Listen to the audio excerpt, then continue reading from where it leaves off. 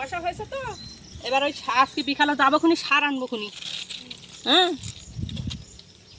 এই দেখ জালি পড়েছে দেখেছিস, একটা ছোট্ট শশা হয়েছে। কি ওটা তুলছো কেন?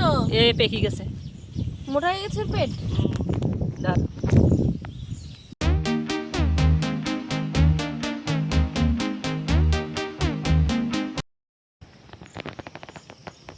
হ্যালো বন্ধুরা, আশা করি তোমরা সবাই ভালো আছো, আমরাও ভালো আছি। তো আপনাদের দেখারও হয়নি আমাদের ছাদ বাগান। তো বর্ষাকালে এইখানে ভীষণ জল উঠে যায়, তোমরা তো দেখেছো।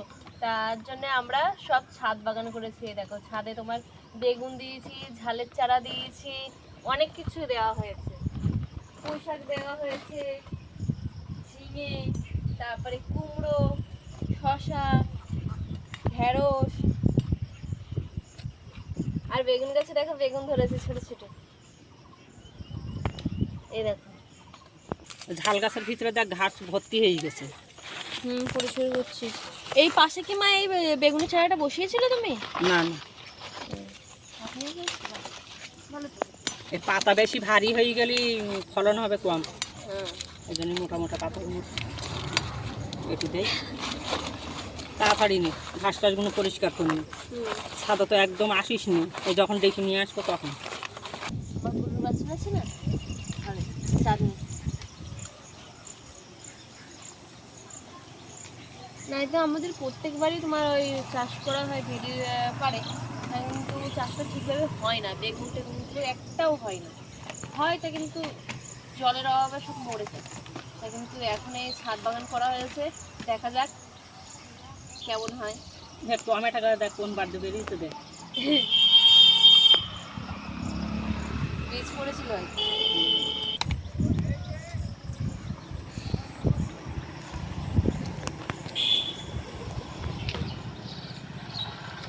দেখ পুঁইশাক গাছের ভিতরে দেখ টমেটো গাছ হয়েছে। কদিন আসা হয়নি উপরে। ড্রাগন গাছগুলো সব পড়ে যাচ্ছে তো। হ্যাঁ সেটাও তো লক্ষ্য রাখছি, লক্ষ্য তো রাখছি। আমি এসেছিলাম আগের দিন, এসে আবার ঠিক করে দিয়ে গিয়েছিলাম, আবার হেলে গেছে। এই বৃষ্টি হলেই হেলে যায়, কেন থেকে জানি। মাটি নরম তো তার জন্য। পুঁইশাক গাছগুলো মাথান করে দিতে হবে। দেখ কোথায় চলে গেছে দেখ। হ্যাঁ দেখি নিচেই নিয়ে যাচ্ছি, মানে মাথান করে দিতে হবে কেন। তাই তো এই ছাদের উপরে পুঁই গাছ ঠিক ভালো হচ্ছে না, বলো। এখানে এই ঝিঙে গাছ দিয়েছিলাম, কিন্তু ঝিঙে গাছটা কী জন্য হলো না বুঝতে পারছি না। তবে চেষ্টা করবো আবার। তুলি ফেলি দেওয়া যাবে না। হ্যাঁ ছলার পেটিটা দেওয়া যাবে না। ছোলা পেটিতে দেই মনে হাসতে হয়নি ভালো। হ্যাঁ তা আমি তো ধনি ছড়াই দেয়, দেখি কি হয়।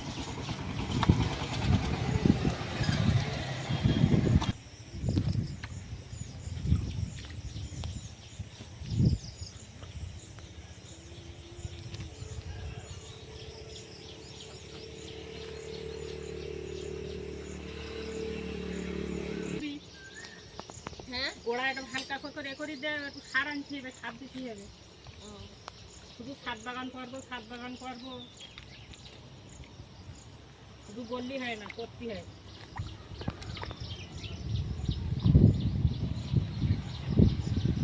শসা গাছটা দেখ ফুল এসছে, তার মধ্যে শসাও হয়েছে দেখো। শসা হয়েছে তো এবার ওই আজকে বিকালে যাবো খুনি সার আনবো খুনি। হ্যাঁ এই দেখ জালি পড়েছে দেখেছিস, একটা ছোট্ট শসা হয়েছে। কি ওটা তুলছো কেন? এ পেকে গেছে, মোটা হয়ে গেছে পেট। এতে সাপ দিলে না একদম লকলকি হয়ে উঠবে। কদিন আর হাট খোলায় যাওয়া হয় না। ভেন্ডি গাছগুলোটা কি সুন্দর হয়েছে দেখ। হ্যাঁ একটু সে সাপ দিতে পারলেই তো আস্তে আস্তে ছাদ বাগানটা বিশাল বড় করার ইচ্ছা আছে। ভালো লাগে ছাদে সবজি করতে। আর সবে তো শুরু কি বা। ইনশাল্লাহ ছাদে বাগান করার চেষ্টা করবো। কুমড়ো গাছগুলো চেয়ারা দেখো মনে হয় কোনো কাঁচা খাইনি। খাতে পানি জমিছে, হ্যাঁ, পানিগুলো পরিষ্কার করতে হবে। প্রথম গাছের প্রথম শশা, দেখবো খেতে কেমন লাগে।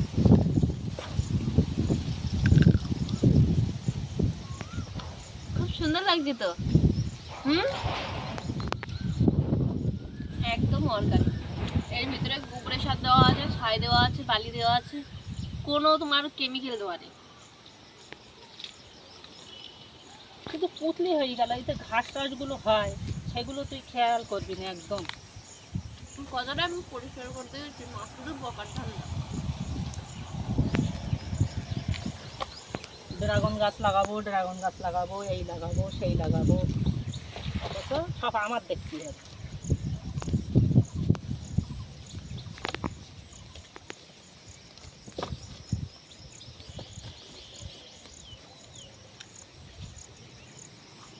এই আমি এই অনেক ভিজিয়ে দিয়েছিলাম, তো এখন এইগুলো ছড়াই দেয়, দেখি।